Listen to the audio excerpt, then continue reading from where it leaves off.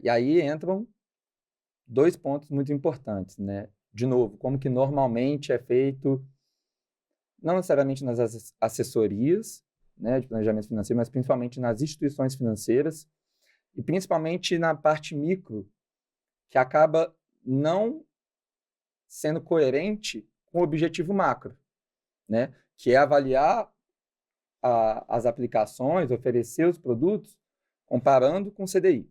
Perfeito. Muito comum, né? Muito. Era muito mais. Hoje eu acho que as pessoas ainda estão começando a entender um pouquinho que a inflação é um imposto implícito que a gente paga e a gente precisa considerar. Então não é porque um determinado investimento tem lá 10 milhões de reais investidos, vamos colocar uma taxa de juros de 10%, facilitar a conta, dá 1 milhão por ano, você pode gastar esse 1 milhão por ano. Não pode. Senão você está ferrado. Se você gastar 1 milhão por ano e a inflação for 10%, que nem ela foi lá em 2021, você ganhou zero, você não podia gastar nada. Você tem que gastar alguma coisa acima da inflação. Então, se a gente comparar a carteira de investimentos com o CDI, não quer dizer nada. Nada. Pode ser E bom, por pode ser que ruim. que isso é tão forte, né? Por que que as pessoas são levadas a analisarem dessa forma? Por que que as Dessa instituições, forma é pelo CDI, pelo né? Que é, CDI, pelo tá CDI, por que que o CDI é tão popular, enraizado, né? tá tão na Com boca do método de povo, comparação. é tão enraizado como método de comparação, seja porque as pessoas aprenderam isso, né, desde o berço, do início da vida financeira, seja pelas próprias instituições que fomentam isso, né? Tem um componente histórico disso, porque historicamente, durante muitas décadas, né, o Brasil ele foi um país muito menos desenvolvido, um patamar muito subdesenvolvido em relação ao que era hoje. O nosso principal problema era o descontrole inflacionário e a gente não tinha uma moeda estável, né? A gente não tinha uma moeda confiável. Então, um país com essa característica tão subdesenvolvida precisava de um CDI, um juro, acima da inflação, uma magnitude muito alta, que isso nada mais é do que o prêmio de risco, né? Ou seja, o quanto os investidores exigem, seja investidores brasileiros e estrangeiros, todo mundo junto ali, o quanto eles exigem receber como rendimento acima da inflação, acima da perda do poder de compra, para correr o risco de investir naquela falta de moeda estável, naquela falta de inflação controlada, e valer a pena, né?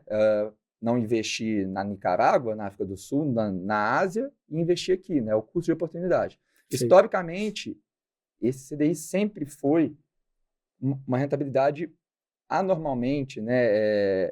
Idealmente muito acima do que era desejado. Então, o camarada podia pegar o dinheiro, colocar nesse CDI que não oscila, né? Passinho ali de tartaruga sempre para cima, sempre positivo, sempre ganhando, o númerozinho sempre aumentando, sem oscilação. sem oscilação, baixíssimo risco, né?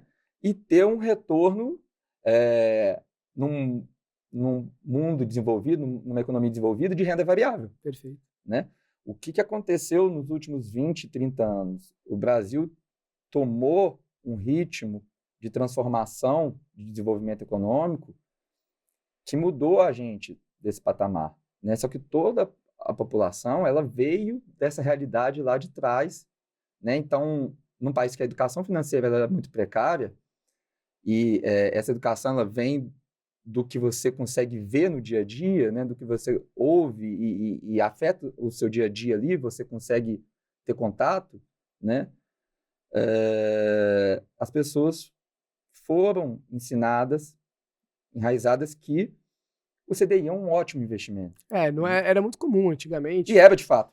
Era de fato, mas era muito comum antigamente falar assim, poxa, eu tenho um investimento que me rende 100% do CDI, e o outro ofereceu 101%. A pessoa ficava super feliz. Nossa, tenho 101% do CDI, comparava, você ficava brigando por isso. Isso faz zero E quantas diferença. vezes a gente escuta, né? Quanto isso me rende ao mês? Exato. Né? Quantos por cento ao mês? Tá dando 1% ao mês? Exato. A gente tá o número mágico, né? Tá dando 1% ao mês? Quanto que me rende ao mês? Então, mudando, avançando um pouquinho, então a gente entendeu aqui que as pessoas utilizam o CDI de uma maneira comum para comparar se aquele determinado investimento é bom ou não é.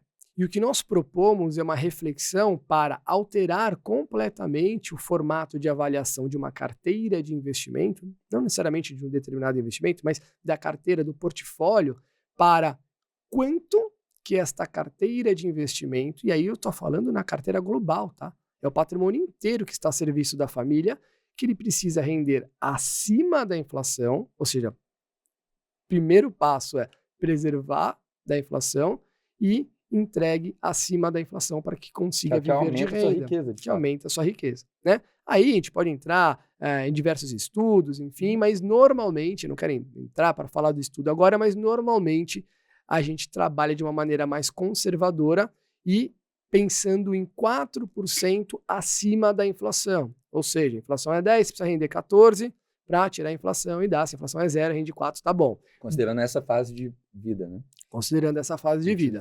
Perfeito, a fase de viver de renda. Óbvio que no Brasil a gente acaba conseguindo um pouco mais, né? São dados mais do mercado americano, esses 4%, os estudos mais modernos falam de 4%, mas a gente sabe que é possível no Brasil a gente esticar um pouquinho essa corda, talvez ir lá até 4,5, 5.